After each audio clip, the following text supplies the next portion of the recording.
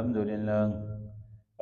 لله نحمده ونستعينه ونستغفره ونؤمن به ونتوكل عليه ونعوذ بالله من شرور أنفسنا ومن سيئات أعمالنا من يهده الله فلا مضل له ومن يضلله فلا هادي له ونشهد أن لا إله إلا الله وحده لا شريك له ونشهد أن سيدنا ومولانا محمدا عبده ورسوله أرسله بالحق بشيرا ونذيرا من يطع الله ورسوله فقد رشد ومن يعصهما فإنه لا يضر إلا نفسه ولا يضر الله شيئا. قال الله تعالى في القرآن الكريم والفرقان الحميد: أعوذ بالله من الشيطان الرجيم. بسم الله الرحمن الرحيم.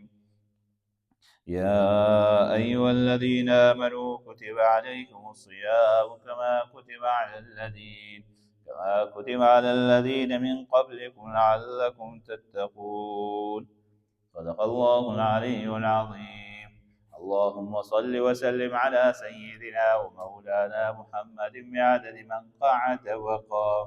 اللهم صل وسلم على جميع الأنبياء والمرسلين وعلى سائر الصحابة والتابعين وعلى عبادك الصالحين. دوستانو عزیزانو، الله رب العزت رمضان المبارک میاشت راوسته. په دې رمضان المبارک میاشت کې چې څومره هم عبادات کوي نو د انسان مسلمان دپاره دا د نیکو سیزن دی. حدیث شریف کې راځي چې کله یو انسان یو فرض موضوع کې هغه په 80 چنده دی. یو بل محدث فرمایي چې نبی کریم صلی الله علیه وسلم د روژې په حوالې سره دا فضایل ځکه بیان کړل چې د خلقو د امت د خلقو په نیکو کې حرص او دغه رنګ شوق او رغبت پیدا شي. بل حدیث شریف کې راځي جناب محمد رسول الله صلی الله علیه وسلم ارشاد فرمایي چې ورځ په قیامت کې الله رب العزت په دربار کې به دا روژه سفارش کوي د انسان دپاره چې پروردګار د ورځې د خوراک څښاک نه، د فضول بکواس نه، د دروغو نه، د غلا غلطۍ نه، د هر قسم ګناه نه یې ځان ساتلی. پروردګاره ته زما شفاعت قبول کړي، د دې سړي په حق کې زما شفاعت قبول کړي.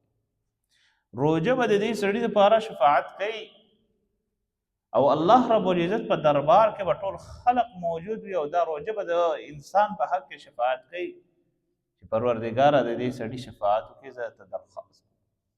نو الله رب العزت به د روژې شفاعت هم قبلوي.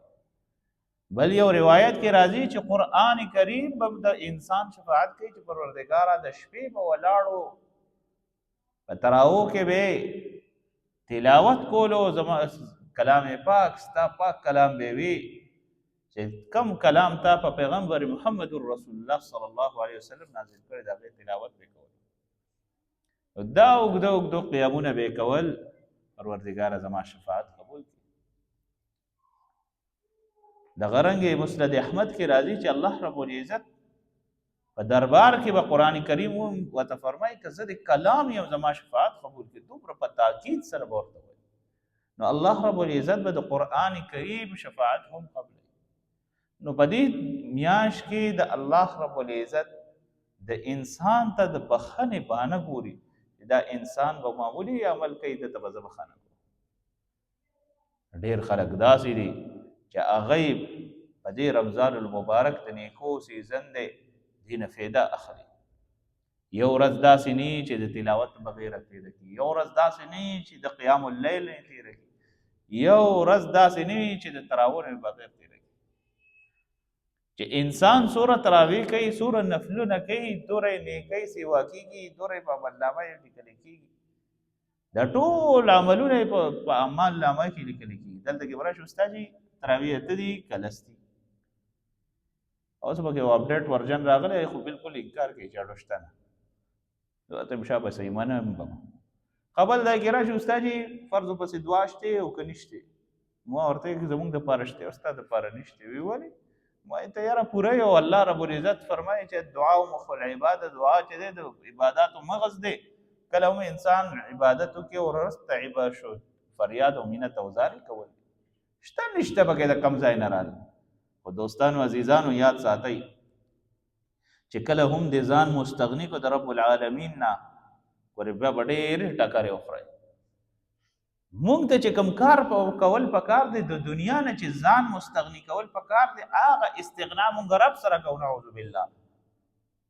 او چې کوم سیس نه غوښتل پکار دی هغه غوښتنه مونږ د دنیا د خلکو نه کوو. دا ځکه خو د انسان عزت په دنیا کې نه جوړیږي چې د کم رب صفت رحیم کریم او کریم دی او الله رب العزت په ورکړه باندې خوشحالیږي، په غوښتو ته خوشحالیږي چې څومره ته غواړې دومره درنه خوشحالیږي، چې څومره ته غواړې درکوي به ته خوشحالیږي به. د هغه په خزانو کې څه کمی نه راځي.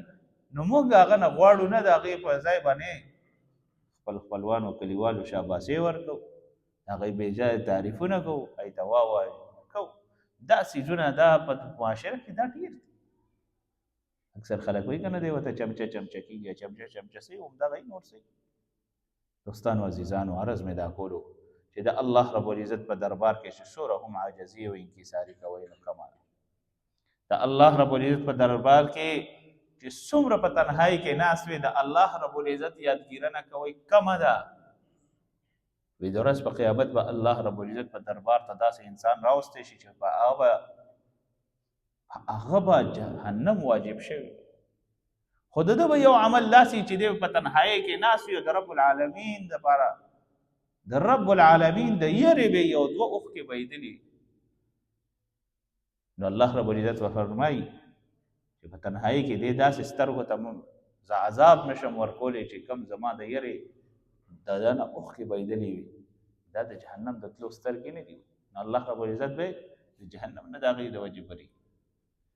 نو الله رب العزت د انسان دپاره د بخښنې ذریعه ګوري چې دا انسان به یو داسې عمل کوي چې زه ورته بخشش وکړم، زه ورته معافي وکړم، دی ما ته رانږدې شي. او الله رحیم کریم بادشاه دی. انسان ته الله رب العزت چې په دنیا کې دا دوره نعمتونه، دا دوره سهولتونه، دومره دولت، د نعمت، دا څومره څیزونه آسایشونه دا ورکوي، هغه احکم الحاکمین ذات دوره لوی جنت هغه ته نشي ورکولی، بلکل ورته ورکولی. زموږ دا خلک په هغې کې انټرسټ نه اخلي. مړه موږ مسلمانان یو بس موږ کوو که نه، بس دا ډېر شی دی که نه. نه، دې سره نور سټرګل شروع کا، دې سره نور محنت شروع کا، دې سره نور په ځان کې طلب شروع کا چې څنګه ته کې په یو ګیلاس اوبو باندې ګزاره نشي کولی. راکه دا ګیلاس، اوس ګرمي را روانه که نه، راکه ته دا بل ګیلاس راکه، راکه ته بل ګیلاس. همدغه رنګې د دین تګې مؤمن چې به وي هغه په لږ عمل به نه خوشحالېږي، هغه به وایي چې راکه نور نور نور. الله رب العزت موږ ستاسو د آخره خاتمه په ایمان نصیب کړي. والله رب العزت موږ تاسو ته هغه منزلونه اسانه. انسان چې وفات شي د غزار ځای کې وي نو په ده درې منزله راځي. لومبی منزل د قبر دی، دویم منزل د حشر دی، دریم منزل د پولیس راځي. ډېرې نمونې به وګورئ، ډېر فلسفر به وګورئ، ډېر پروفیسران به داسې وګورئ، ډېر داسې تیوریست به وګورئ چې غټې غټې تیوریانې بیانوي او لوجیکل خبرې خلکو ته کوي. څوک وایي د قبر عذاب نشته، څوک وایي میدان حشر کې ودرېدل نشته، او څوک وایي چې سوي ورته پل صراط نشته. دا د مولیانو خپل ځان نه جوړ کړي شوي کتابونه دي او دا ځان نه لیکلي شوي کتابونه. قرآن دا دی، قرآن په دې قرآن کې دا شی نشته. په یو روښانه لارې سره امت خلک دا ګمراه کوي لګیا دي. علامه شبلی رحمت الله علیه فرمایي که نه د شیطان 80,000 نوراني جالونه دي، 80,000 نوراني جالونه دي. 80,000 نوراني جالونه څنګه دي؟ لکه مثلا جمع ولاړه د فرض ټایم دی، تا ته وایي مړه موږ به بیا وکړې، راشه د خپل ذکر اذکار پوره کا، دا ذکر اذکار پوره کا، د مرګ ژوند پته نه لګي، دا فرض به بیا وکړې. نو اوس دا نوراني جال دی، فرض مونځ نه دی پاتې کوي د ذکر په وجه. ته وایي چې زه خو ډېر ښه کار کوم، څه د ګناه کار خو نه کوم. حالانکه تا ته د الله رب العزت حکم دا دی چې د فرض نیت تړل شوی دی، ته به بل څه کار نه کوې، فورا به نیغ فرضیت به ادا کړې. دوستانو عزیزانو، ما تا په دنیا کې خپل تیوران خپل ذهن چلو، د الله رب العزت په دین کې دا دور عظیم دور اوچت دین دی کې ګوره اطاعت چلیږي. د رب العالمین څه حکم دی بالکل په سر سترګو بالکل اطاعت پکې چلیږي. او کنه کته د خپل ذهن نه زړه خبرې کوي چې یاره زه خو ډېره هوښیاره مرغۍ یم، زه به دا وکم زه به دا وکم. د الله رب العزت په نسبت باندې زموږ هیڅ حیثیت نشته، د ذرې برابر حیثیت شته زموږ نشته. عاجزي انکساري چې په کم انسان کې نه تکبر پکې موجود وي، الله رب العزت دا غوړې یو عمل غوړې قابل قبول نه دی. نه مې نه ده مې دا چې په انسان کې موجود وي کړه دې بار ځای کې سر او چې کله انسان کې عجزي او تواضع په دې کې موجود وي، نو دا انسان الله رب العزت ډېر اوچتو مرتبو ته بوځي. ځکه چې الله رب العزت دا په ټولو عبادتونو کې د ټولو نه زیات د ټولو نه محبوب عمل چې دی د انسان عاجزي او انکساري ده. توبه استغفار څه ته ویل کېږي؟ چې انسان په یو عمل باندې نادم وي، توبه وکړي استغفار وکړي، پروردګار زه ډېر زیات نادم یم، ما نه دا ګناه شوې، نو الله رب العزت ورته بخښنه. د الله په دربار کې ما تا رکوع کوو سجده کوو په داسې حال کې پروردگار ته نه رانه راضي شي، ته زمونږ رب تا ته په دربار ته راغلي تا ته سجده کوو، وی الله رب العزت ته پې رحم راځي په سجده کوونکي باندې. نو ما تا ته چې مونځ ته ودرېږو په ولاړه کې څه سوچونه، په رکوع کې هم سوچونه، په سجده کې هم سوچونه، دا راته پته نه وي چې لومبی رکعت دی، دویم رکعت دی، دریم رکعت دی، پته نه لګي، بس ټونګي دي او چلیږي او سم درز او دروز دی، بس غوبل یې راغستی. یاد ساتئ د الله رب العزت عبادت دارنګې کوئ چې څنګه د عبادت کولو حق دی. د الله رب العزت اطاعت دارنګې کوئ چې څنګه د اطاعت کولو حق دی. د الله رب العزت خوشنودي د الله د رضا د سبب د پاره صدقه خیرات دارنګې کوئ چې څنګه حق دی. خلکو ته ریا دکلاوه مه کوئ، خپل ځان ته عملونه مه خرابوئ، خپل ځان ته دنیا او آخرت مه بربادوئ. په دنیا کې ورته څوک وایي او پلانکې جسم ډېر ښه سړی دی، ماشاءالله ماشاءالله، مخکې سب کې ودرېږي او ډېر نر سړی دی او دا دی او هغه دی، ایک نمبر سړی دی. ته د خلکو د تعریف دپاره او هوا دپاره به عمل نه کې، ته د خلکو د وینا دپاره چې خلک تا ته شاباسي درکړي او وختي طور دی بس راله خبره ختم، ته به دې دپاره کې چې پروردګار تا نه راضي شي، ته به دې دپاره کې چې د الله رب العزت چې د عالمین رب دی، د ټول جهانونه یې پیدا کړي دي، چې هغه رب رانه خوشحاله شي. او که چېرې ته په دې تکل کېږی چې دا خلک بس څه وایي او دا خلک د خدای پوهېږي دا خلک چا سرته کړي دي، نه دا خلک پوره شو او نه دا خلک سرته شو. که ته بنده یې د خلکو نه یې، ته د چا بنده یې؟ د رب العالمین بنده. دوستانو عزیزانو، د رمضان المبارک حشره چلیږي، لومبۍ ختمه شوه، دیمه چلیږي، یې څو ورځې پس به دا دویمه ختمه شي. لومبۍ د رحمت ولاړه، دویمه د مغفرت وه. د انسان چې په دې کې څومره د توبې او د استغفار کثرت کوي، استغفر الله الذي لا اله الا هو الحي القيوم واتوب الیه، نو الله رب العزت ټول ګناهونه معاف کوي. بشرط دی چې پردی حق ته دی والی ګورې دا درته زه پار دی کې خدای الله رب العزت هر چاته ګناه معاف کوي، خو پردی حق نه معاف کوي. او بیا د هغې نه بعد قرآن کریم کې د دې حواله راغلی، فقلت استغفروا لکم انه کان غفارا، چې څوک تاسو کې استغفار کوي الله رب العزت سے غفور ذات دی، غفور ذات دی، معاف کوونکی ذات دی.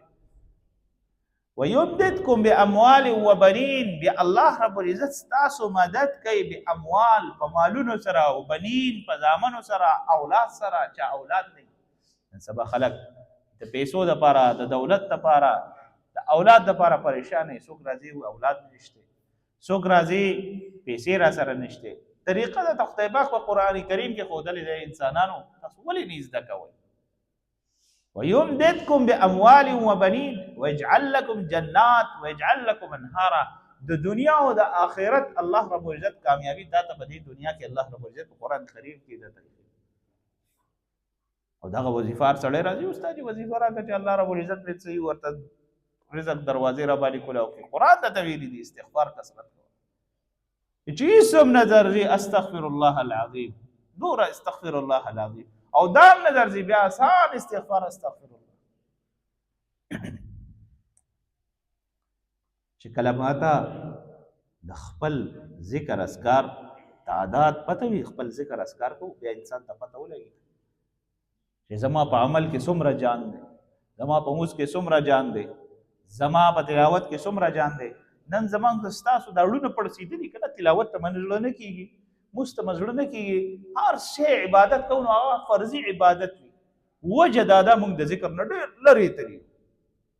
لرې تلي چې سوره هم احادیث راواخلې سوره هم د مجموع احادیث راوالې چې سوره هم د نبی کریم صلی الله علیه وسلم نه روایات منقول دي په هغې کې من وعن سره دا منقول راغلي دي چې نبی کریم صلی الله علیه وسلم فرمایي چې په دنیا کې انسان ته الله رب العزت هر قسم نعمتونه ورکړي دی چې کله قیامت ته لاړ شي دته به د دنیا نه د تلو هېڅ افسوس او حسرت نه کېږي سوا د هغې لمحې نه چې کومې په دنیا کې بغیر د ذکر او بغیر د یادګیرنې دی ذکر نشي کولی قرآن والا تلاوت را دا ذکر جهري دی ځان ته ذکر هغه ذکر خفي دی هر ځای کې ګرځې د الله رب العزت ورد د الله رب العزت د کلام ورد. نو دویم عشرې سبق هم دا دی چې الله رب العزت انسان ته مغفرت کوي بشرط کې چې انسان طلبګاري. الله رب العزت موږ تاسو له په دې باندې عمل کولو توفیق را نصیب کړي. آخر دعوانا الحمد لله.